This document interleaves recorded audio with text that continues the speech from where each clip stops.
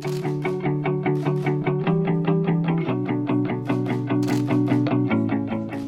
Dreamers гэд та бүхэн харж байгаа бол мөрөөдөгчд Монгол улсад хүн болгон залуучууд болгон мөрөөдөлтэй.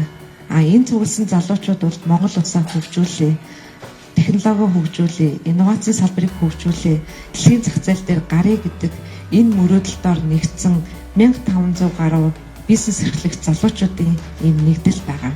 Энэ дэлхийн улс орнууд энэ гарааны бизнес, инновац, технологиг хөгжүүлэхийн тулд энэ экосистем буюу орчиныг бий болгож байгаа. Өөрөөр хэлбэл бид нар ногоо тарих боломжгүй газарт хүлэмж тариад хүлэмж бий болгож зохиомжтой орчин бий болгодог шиг хөгжингүй орнууд, хөгжиж байгаа орнууд бол энэ гарааны бизнес экосистемийг зохиомжлоор бий болгож одоо залуучуудаа дэмжиж байгаа. Манай програм үйлдвэрлэгчдийн холбоо болон энд ирсэн Dreamers нэгтгэн залуучуудаас хэдэн жишээ авъя гэж бодож байна. За програм үйлдвэрлэгчдийн холбооны гишүүн компаниудын хувьд бол за жишээ нь блокчейн технологи суурьсан хөдөө аж ахуйн биржийн платформыг одоо хийж тусгасан байж байна.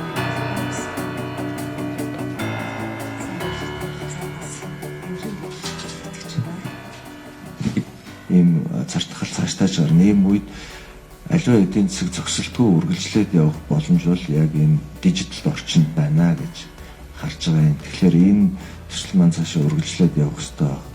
Засгийн газрын зүгээс мэдээллийн технологийн компани инновацийн үйл ажиллагааг дэмжих чиглэлээр бол энэ ажлуудыг эрчимжүүлээд явахд бол бидний одоо санаачилж байгаа, та бүхний санаачилж байгаа ажлууд дээрээс нь одоо эдийн засаг төрөлжих, технологийн агуулгын шингэсэн бүтээгдэхүүнүүдийг үйлдвэрлэхэд, экспорт руу гаргахад маш том төлөв болно гэж ойлгож байгаа.